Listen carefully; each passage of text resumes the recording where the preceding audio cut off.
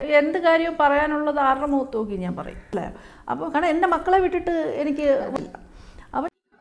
വർഷങ്ങളായി mini screen പ്രേക്ഷകർക്ക് പരിചിതമായ മുഖമാണ് നടി യമുന റാണിയുടേത്. 4 വർഷം മുൻപാണ് നടി അമേരിക്കൻ മലയാളിയും ബിസിനസ്സുകാരനുമായ ദേവനെ വിവാഹം കഴിച്ചത്. നടിയുടെ 2ാം വിവാഹമായിരുന്നു ഇത്. 2 പെൺമക്കളോടൊപ്പം സന്തോഷകരമായി കഴിഞ്ഞിരുന്ന നടി വിവാഹം കഴിച്ച ദേവൻ്റേതും 2ാം വിവാഹമായിരുന്നു.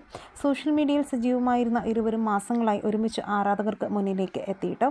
2ാം വിവാഹത്തിന് ശേഷം എന്തിനും കൂട്ടായി തനിക്കൊപ്പം നിൽക്കുന്ന ദേവനെക്കുറിച്ച് വാതോരാതെ സംസാരിച്ചിരുന്ന യമുന ഇപ്പോഴത്തെ താനിപ്പോഴും ജീവിതത്തിൽ ഒറ്റയ്ക്കാണെന്നും ജീവിക്കാൻ പോരാടുകയാണെന്നും കുറിച്ച് സോഷ്യൽ മീഡിയയിലിട്ട കുറിപ്പാണ് സോഷ്യൽ മീഡിയയിൽ ഇപ്പോൾ ചർച്ചയാകുന്നത്.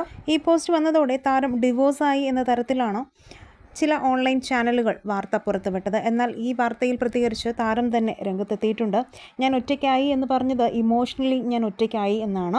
എല്ലാ പ്രാരാബ്ദങ്ങളും എൻ്റെ തലയിലാണ്, അല്ലാതെ എൻ്റെ റിലേഷനിൽ യാതൊരു കുഴപ്പവുമില്ല.